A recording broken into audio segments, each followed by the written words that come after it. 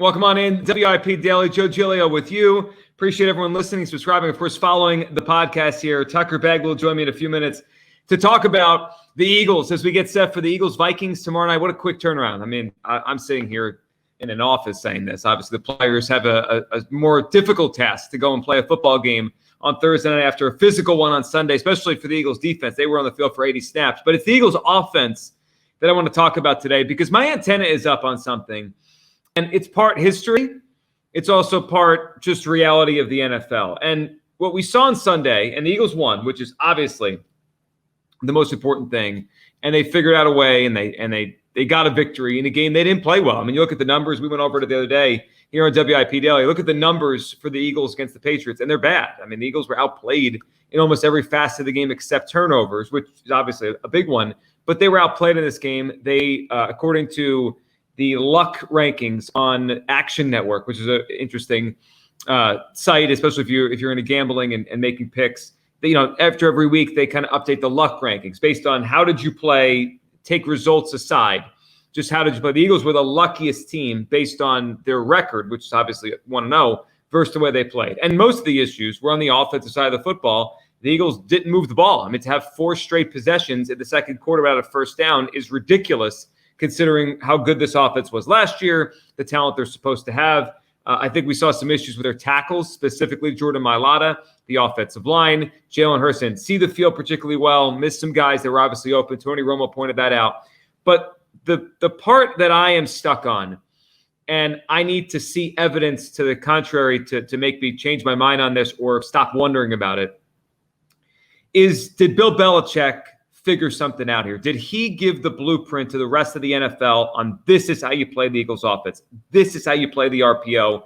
This is how you play Jalen Hurts. And before you say it's just one game, it's just one game, we are literally talking about the defensive mind in the NFL, the best defensive mind in the history of pro football. And save all the comments about him being a cheater and all that kind of stuff. That's fine. I mean, that's obviously some of that is proven. But as a defensive mind over 4 decades now, Bill Belichick has done things like this. And we can go back to 1990 when he shut down then the most explosive offense in the NFL, the Buffalo Bills, the running gun and Jim Kelly. You go to 2001 and what he did against the Rams in the Super Bowl. I mean, that Rams offense and that team was really never the same after that, after winning the Super Bowl in 99. They were just not the same after what Belichick did to them. I thought he did it to the Colts and Peyton Manning. Now that they figured it out over time and got back to a very high level and won a Super Bowl, but he was kind of the first one to slow down the Peyton Manning Colts when nobody else in the world could do it.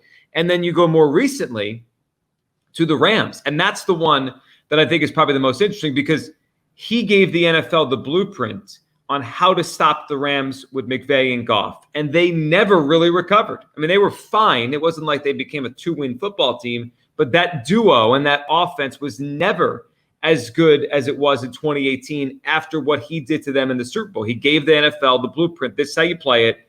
And obviously that marriage dissipated. And it's fine. McVay had success without Goff and Goff's now had success without McVay. But that combination never really reached those heights again because Belichick showed the NFL, this is how you play them.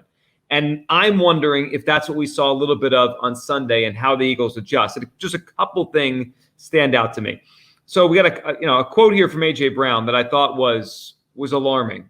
He said, quote, "I don't think we were not prepared, but I just think he was throwing," and he means Belichick is he, "so many curveballs, it was hard to adjust." So you have that, right? You have a player literally saying we couldn't figure out how to do something different compared to what they were doing.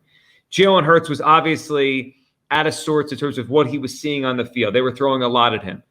Brian Baldinger put up a video on Twitter where he broke down how they had a 5-man front. They called it a bear front. It's like a football technical term. A bear front, 5-man front, cutting off all the lanes, possible lanes for running, and then swooping a defensive back or a linebacker around. Basically, taking away the RPO because there's a guy in each gap on the line. And then if Jalen decides to keep the ball, which he's probably going to do because there's no hole for the running back, they're swooping a defensive back or a linebacker. And I think that's why you saw a lot of those plays where, last year he would run, Jalen, and he would get to the outside and get 6, 7, 8 yards and then get out of bounds. On Sunday, they were like 1 or 2 yards and he would just slide down. They were just basically nothing plays and a waste of time. So the RPO game really was ineffective on Sunday.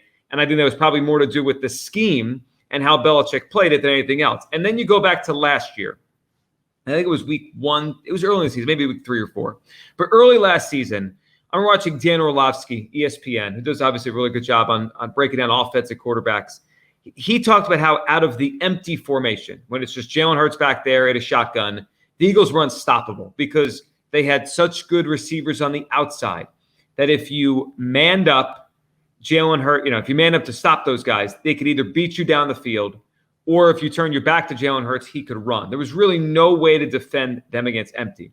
And then on Sunday, when the Eagles were in that kind of formation, they did a couple times, Belichick blitzed the Eagles. He blitzed. The Eagles, as we saw in the Super Bowl last year, Spagnuolo did this.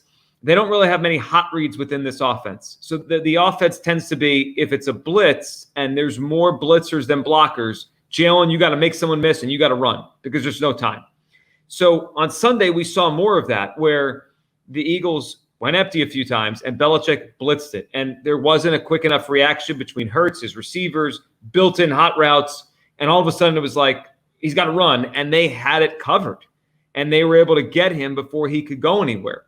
So as I watched the game and I watched the Eagles slog through the game, and we all did, and the stats weren't good, we could chalk this up to just being week 1. We can. We're going to do that. It's going to make everyone feel better. But because of who it was, because it was Bill Belichick, it makes me wonder, what did we just watch there? Like, did we watch just an off day by the Eagles offense, or did we watch the blueprint being given to the NFL by a guy who's done this? I mean, basically every 5 or 10 years, he takes the best offense in the league or one of the best offense in the league, and he finds a way to stymie it and show the rest of the league how to do it. Now, if that's the case, the Eagles have to adjust back and quickly. Thursday night, they're taking on Brian Flores, the Minnesota Vikings. Flores, of course, used to work with Belichick. I mean, he is part of the Belichick tree. If anyone can watch the film from Sunday and say, okay, this worked against what the Eagles do both in the RPO game and then when it's a 3rd and long or whatever, the empty game. So I think there was issues on both ends.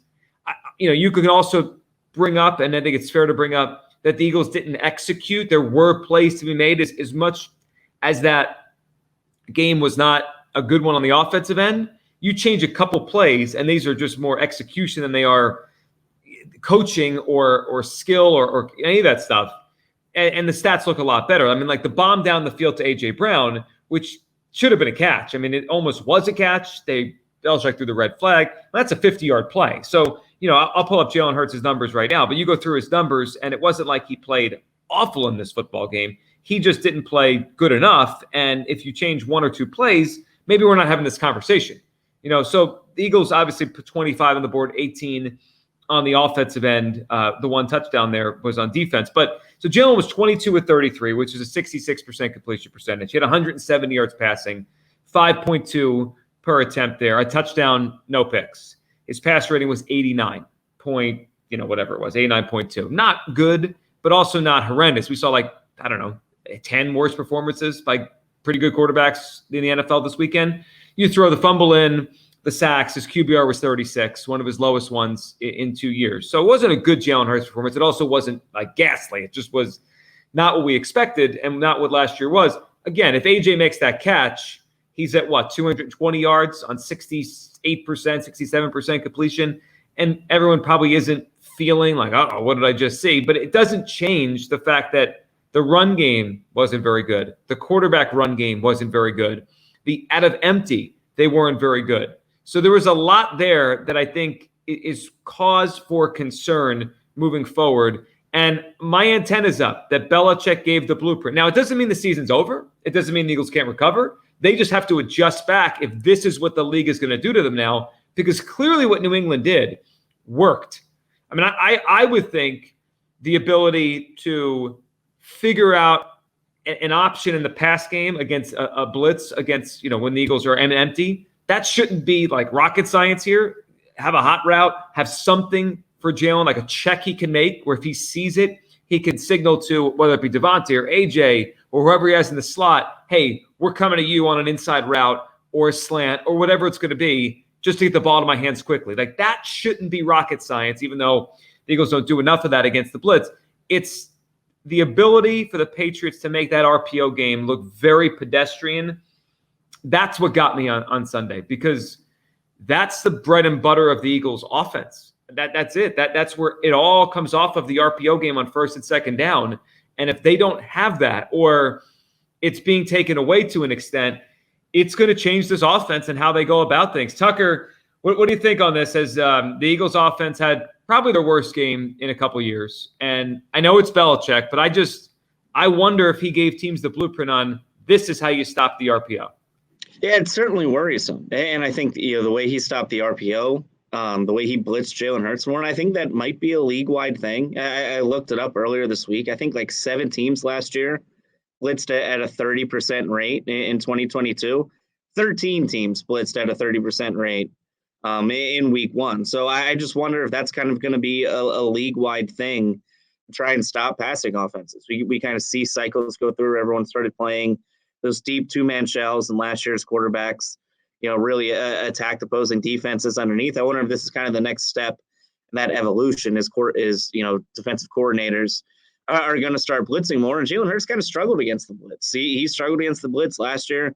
He struggled against the blitz against Bill Belichick and the Patriots on Sunday. And Jason Kelce was on the WIP morning show, and he said they saw some things in the tape and they haven't figured out. But I certainly worry, because we don't know when Nick Sirianni's counterpunch is, right? Because last time this offense was stagnant, what was the solution? It was giving the reins to Shane Steichen and kind of letting him run free. And now Shane Steichen's coaching for the Indianapolis Colts, right? He's not in the building anymore. So after 1 week, it might be a Bill Belichick thing, but maybe it's a Nick Sirianni thing. Maybe it's a Brian Johnson thing. Like, there are so many variables after 1 week, but it is worrisome, because I think the guy that most people trust to have figured this out and come up with a new scheme and a new counterpunch to the things the Patriots did that shut them down, he isn't around anymore. He's not in the building. So I look at what they did on Sunday, and it certainly was not awe-inspiring.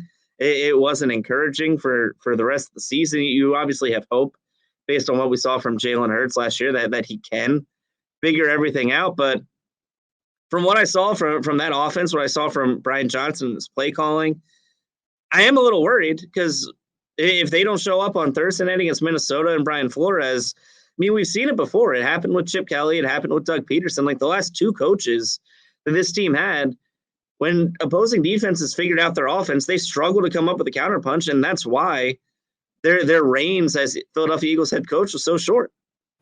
Well, and the other part that makes it worrisome, and I'm with you on that, Tucker, that it could be a problem, and Flores is not going to be easy to go against Thursday. Now, look, the Patriots have good players, really good players in that defense. I think it's an underrated personnel group, so not every team will be able to do it as well as New England did it to them. But the other thing is, let's be real about the reality of the Eagles' defense right now. Their safety position is very thin and frankly not very good. I mean, their best is Reed Blankenship. The guy's an undrafted free agent a year ago. Their linebacking core right now, Zach Cunningham was atrocious in pass coverage. I mean, he couldn't cover anybody. It's him and Christian Ellis right now, with Morrow next up, and a guy that they just signed off the street, and I mean, more guys off the street. So, and obviously James Bradbury, concussion protocol, as we do this podcast. So the defense, we're going to have to give this thing some time to figure itself out. New coordinator, new pieces. The defensive line should be excellent, especially because Jalen Carter looks like he's going to be a star. Jordan Davis finally looked like a first-round pick, but they need the offense to carry its weight. This defense can be good enough. I think they could be a top 12 to 15 unit, maybe top 10 to 15, but I got 12 is in my head right now. And that's fine if you have a top 5 offense. They have a top 5 to 7 offense. They'll win a lot of games with that combination. If this offense isn't where it needs to be and they slip to, 10, 12, 15, that's not enough. I mean, that's a recipe for 10-7 more than it is for 13-4. Like, that's a different kind of football team. So they need the offense to be what we expect, so the defense can take time, especially with the young guys, to figure itself out and gel, and maybe how he makes a move on that side of football before the trade deadline. But they need the offense to be the offense. This game on Thursday could be a shootout. I don't think the defense, after 80 snaps on Sunday, is going to just shut down Kirk Cousins like last year. This could be a shootout. They need the offense to figure it out, and quick, because it does feel like Bill Belichick gave the league a blueprint, said that's how you could do it to slow that offense down. Appreciate everyone watching, listening, of course, subscribing to WIP Daily. We'll back tomorrow, of course, to get ready for another Eagles game, and, of course, talk some Phillies as they try to avoid getting the Division I on them here in Philadelphia by the Braves today. Everyone, thank you for listening, subscribing. We'll talk soon right here on WIP Daily.